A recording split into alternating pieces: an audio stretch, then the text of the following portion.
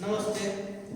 ધોરણ 10 વિષય સામાજિક વિજ્ઞાન એની અંદર આપણે 20મું પ્રકરણ ભારતની સામાજિક સમસ્યાઓ અને પડકારો એની ચર્ચા કરતા હતા. તો છેલ્લે આપણે જ્ઞાતિવાદ, લઘુમતી નબળા વર્ગો, પછાત વર્ગો એની ચર્ચા કરી હતી કે ભાઈ જ્ઞાતિવાદનો ઉદ્ભવ કેવી રીતે થયો. બરોબર કે શરૂઆતની અંદર સામાન્ય રીતે જ્ઞાતિવાદ છે એ બધા ધર્મોની અંદર જોવા મળે છે, પણ ખાસ કરીને હિન્દુ ધર્મની અંદર જ્ઞાતિવાદ કંઈક વિશેષ જોવા મળે. કારણ તો કે એની અંદર છે એ અસ્પૃશ્યતા અને હલકી જ્ઞાતિ એવું છે એ થોડું વધારે પડતું જોવા મળે. બીજા ધર્મોની અંદર પણ હોય પણ એટલું બધું નથી. હિન્દુ ધર્મની અંદર વિશેષ જોવા મળે છે. એનું મૂળભૂત કારણ તો કે ભાઈ પ્રાચીન સમયની અંદર જે જ્ઞાતિઓ હતી, બરોબર, તો એ કર્મને આધારિત વર્ણ વ્યવસ્થા હતી અને ધીમે ધીમે છે એ જન્મ આધારિત થઈ ગઈ અને એમના કર્મો છે એને આધારે એમને વર્ગ પ્રમાણે એમને ઉચ્ચ કક્ષા અથવા તો નિમ્ન કક્ષાના છે એ દરજ્જો આપવામાં આવતો.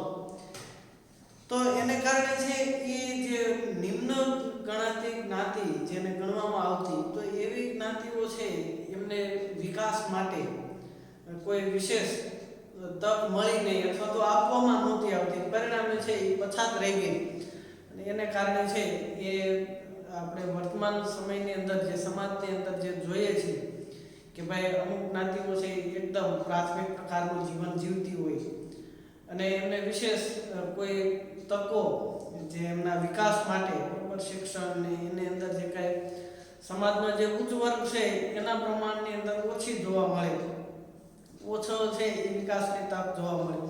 આ ઉપરાંત જે પછાત વર્ગો છે, બરાબર, એ ખાસ કરીને અંગ્રેજોના સમયની અંદર આ જે બધી જ્ઞાતિઓ હતી એ એકદમ દુર્ગમ વિસ્તારોની અંદર કેટલીક જ્ઞાતિઓ એવી હતી કે ભાઈ અંગ્રેજોનો ત્રાસ વધતો ગયો અને એમને જે કંઈ કરવેરા અંગ્રેજોના છે એ ભરવા પડે, એનાથી જે એના દમન, બરોબર, અંગ્રેજોનું જે કાંઈ કૂટનીતિઓ હતી એમની કે શોષણ કરવાની નીતિ હતી, એનાથી ત્રાસી અને કેટલીક જ્ઞાતિઓ, કેટલાક લોકો છે દુર્ગમ વિસ્તારોની અંદર જતા રહ્યા. પહેલાં તો રહેતા જ હતા, બરોબર, જંગલ વિસ્તારોની અંદર, પહાડીઓની અંદર લોકો રહેતા જ હતા, પણ અમુક જ્ઞાતિઓ છે એનાથી ત્રાસી અને પણ જતા રહેતા. પરિણામે છે એ જે વર્તમાન સમાજ છે એનાથી એઓ છે એ અલગ રહેવા લાગ્યા. ધીમે ધીમે એ 100-200 વર્ષ જે કાંઈ અંગ્રેજોનું શાસન ચાલ્યું એ સમય દરમિયાન એમની બોલી, ભાષા, આ બધું છે એ વર્તમાન સમાજ હતો, વિકસિત સમાજ હતો એનાથી અલગ હતી અને પરિણામે એમની સંસ્કૃતિ, જીવનશૈલી, રહેણીકહેણી, એના ઉત્સવો આ બધું અલગ પડવા લાગ્યું. તો એમાંથી છે એ આ જે અનુસૂચિત જનજાતિ એનો ઉદ્ભવ થયો જેને ગણવામાં આવે. ત્યાર પછી લઘુમતીઓ.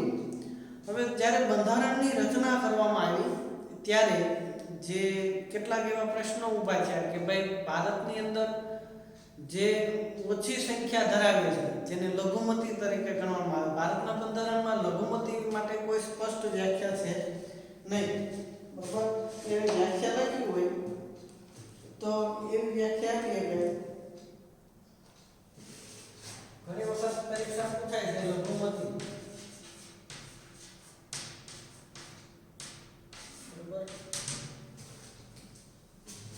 લઘુમતી એટલે શું તો કે ભારતના બંધારણની અંદર એની કોઈ સ્પષ્ટ વ્યાખ્યા નથી, પરંતુ કોઈ પ્રદેશ કે રાજ્યની અંદર બહુમતીમાં ન હોય, બરાબર, કે દેશ કે પ્રદેશની વસ્તીમાં અડધા કે તેથી ઓછી સંખ્યા ધરાવતા લોક સમૂહને લઘુમતી કહીએ છીએ, બરાબર.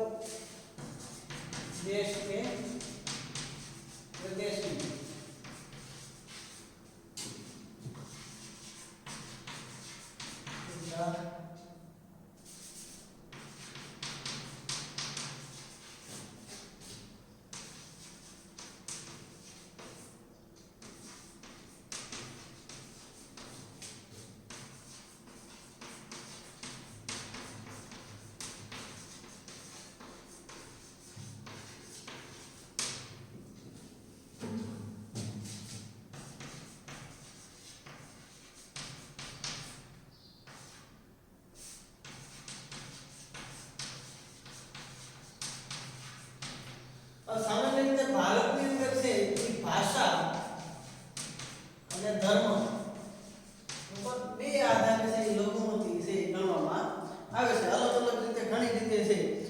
લઘુમતી ગણી શકાય.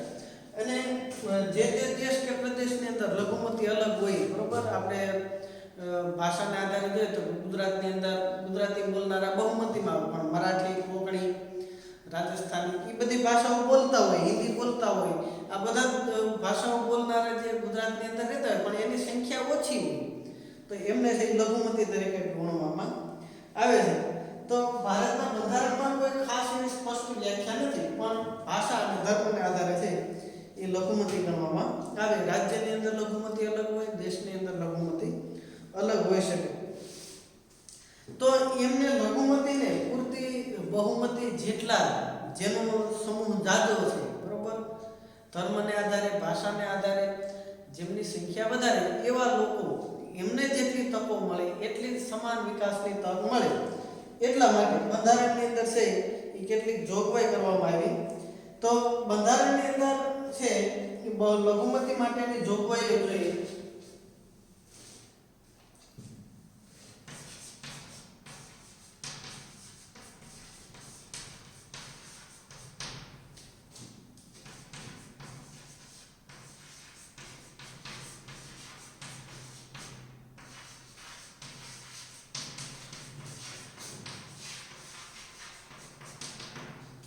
તો એની અંદર પહેલી જોગવાઈ છે લઘુમતી પંચની રચના કરવામાં આવી.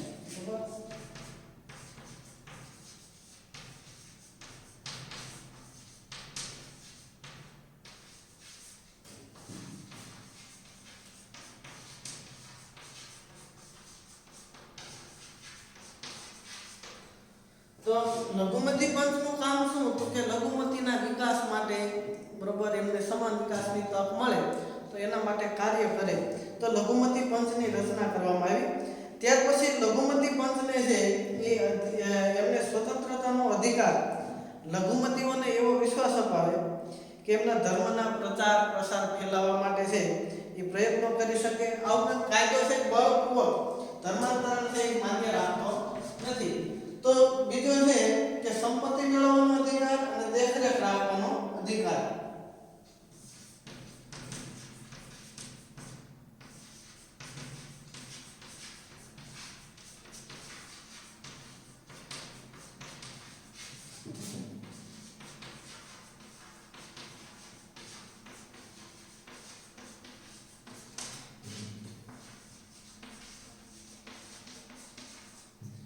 લઘુમતી સમૂહ છે એ સમૂહ પોતે છે એ પોતાના ધર્મના કે પોતાની જે ભાષાને આધારે લઘુમતી હોય તો એને આધારે પોતાની સંપત્તિ છે એ સામૂહિક સંપત્તિ છે એ મેળવી શકે, બરોબર.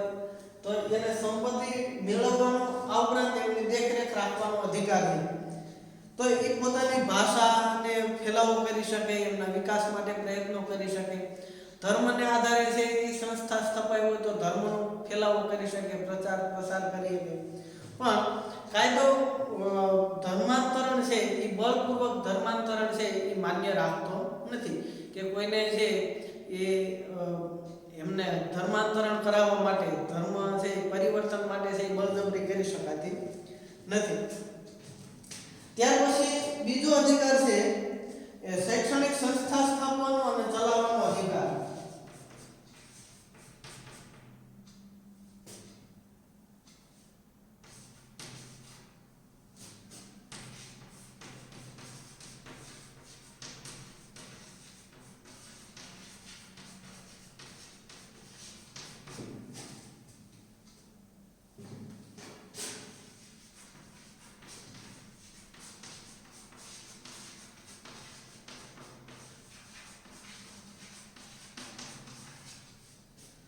તો લઘુમતી સંસ્થા છે એ પોતે શૈક્ષણિક સંસ્થાઓ પોતાના લઘુમતી સમૂહના જે બાળકો હોય એમના માટે શિક્ષણ સંસ્થા સ્થાપી શકે અને ચલાવી શકે.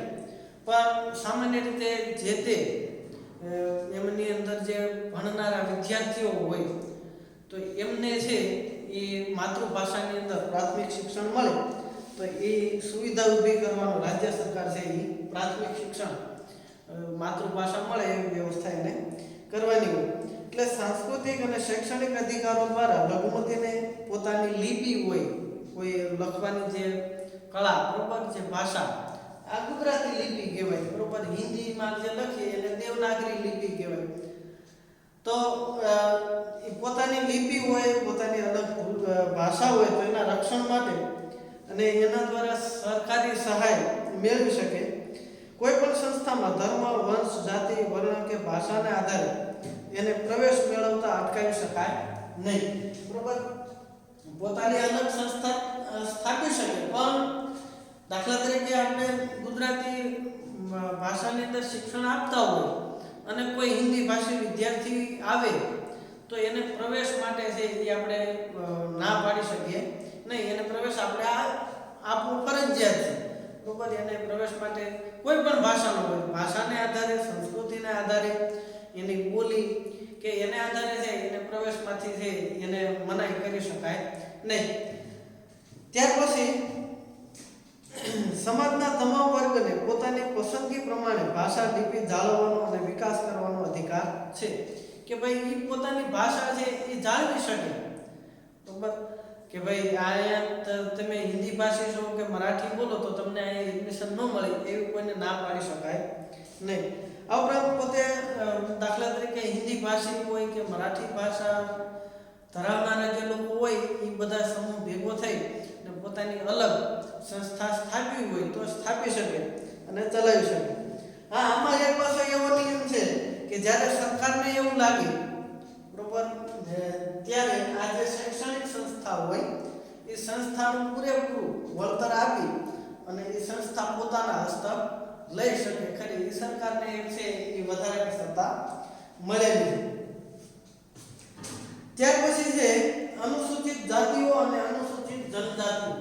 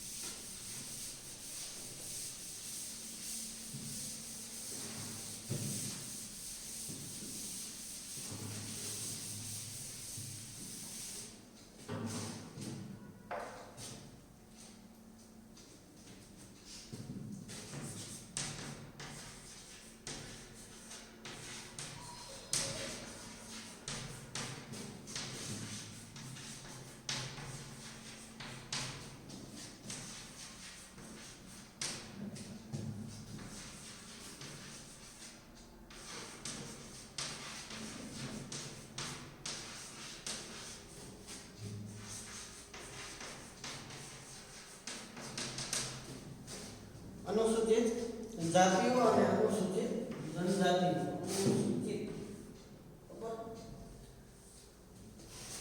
તો આને છે એસસી અને એસટી કહેવામાં આવે. એસસી અને આને કહેવાય એસટી, બરોબર.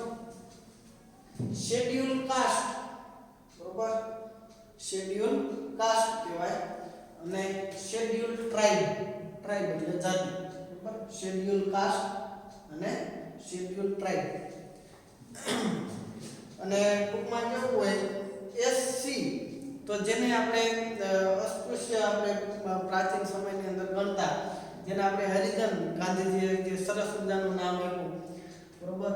તો હરિજન જેને ગણીએ, બરોબર, એ અનુસૂચિત જાતિની અંદર આવે. અને આદિવાસી લોકો, જેને વનવાસી લોકો, બરોબર, તો એને શેડ્યુલ ટ્રાઇબની અંદર ગણતરી કરવામાં આવે. એટલે ખાસ યાદ રાખજો. હવે આની છે એ બંધારણની અંદર કોઈ ખાસ એની વ્યાખ્યા આપેલી નથી કે ભાઈ અનુસૂચિત જાતિ કોણ અને અનુસૂચિત જનજાતિ કોણ. પણ જ્યારે રાજ્યપાલ દ્વારા, દરેક રાષ્ટ્રપતિ દ્વારા રાજ્યપાલ પાસેથી દરેક રાજ્યમાંથી અનુસૂચિત જાતિ અને અનુસૂચિત જનજાતિ માટેનું લિસ્ટ મંગાવવામાં આવે. એટલે રાષ્ટ્રપતિ જાહેર કરીએ કે ભાઈ કઈ જાતિ કે કઈ જ્ઞાતિ અનુસૂચિત જાતિમાં આવે કે અનુસૂચિત જનજાતિમાં આવે કે નહીં, તો સ્પષ્ટ વ્યાખ્યા નથી. પણ રાજ્યપાલની સલાહથી રાષ્ટ્રપતિના આદેશ દ્વારા વિશેષ ઉલ્લેખ કરવામાં આવ્યો કે જ્ઞાતિવાદના કારણે કેટલીક જ્ઞાતિઓનું શોષણ અટકાવવા, એમની સામેના અન્યાય દૂર થાય, સમાનતા અને ભાતૃભાવ વિકસે અને એમની અંદર જે રહેલી સંકુચિતતા દૂર થાય, આ ઉપરાંત સામાજિક આર્થિક શૈક્ષણિક વિકાસ થાય એ હેતુથી ભારતના બંધારણમાં કેટલીક વિશિષ્ટ જોગવાઈ કરવામાં આવી. એટલે બંધારણની કલમ 341 માં જણાવ્યા પ્રમાણે અનુસૂચિતમાં જે સમાવિષ્ટ જ્ઞાતિને અનુસૂચિત જાતિ તરીકે ઓળખવામાં આવે. તો આની વ્યાખ્યા શું થાય? તો વ્યાખ્યા એમ થાય કે બંધારણની કલમ 341 પ્રમાણે, બરાબર,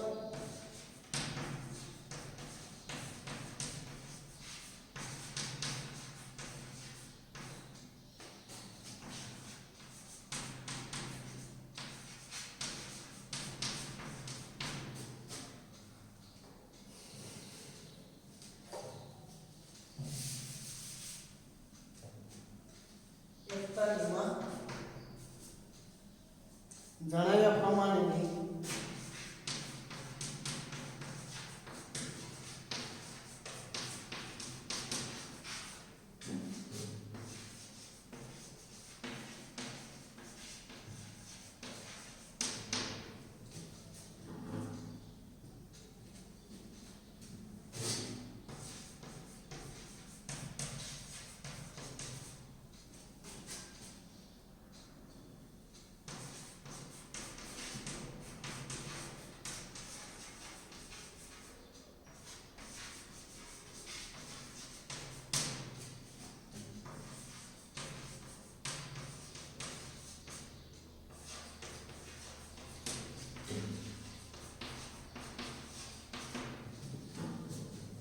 ત્યાર પછી બંધારણની કલમ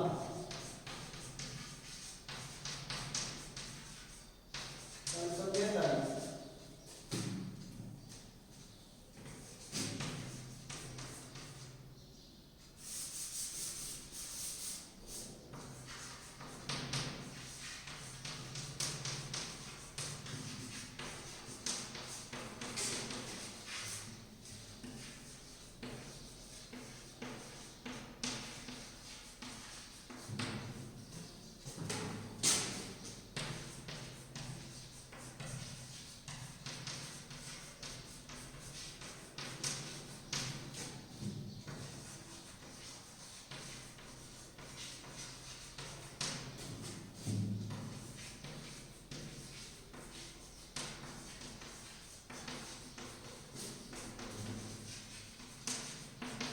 આ એને વ્યાખ્યા થઈ.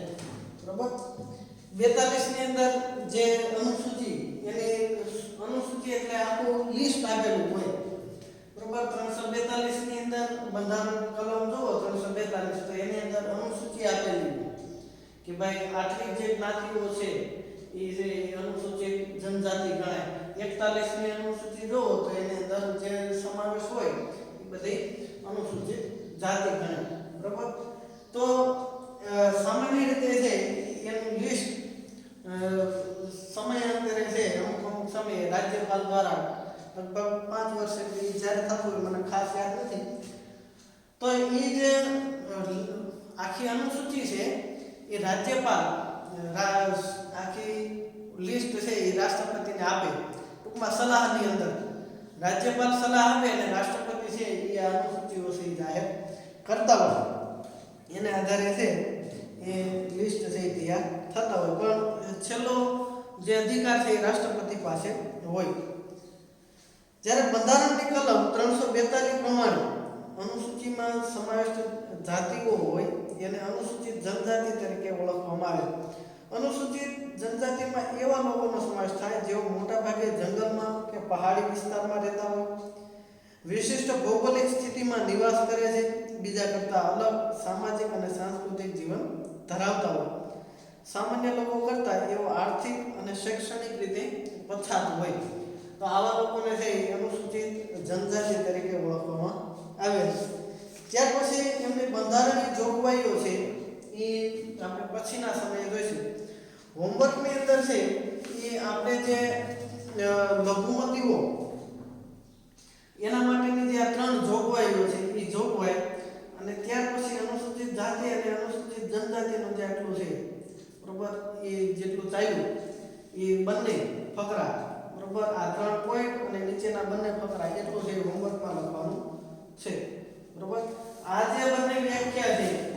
ખાસ પૂછાય છે કે અનુસૂચિત જનજાતિ કોને કહેવાય, અનુસૂચિત જાતિ કોને કહેવાય.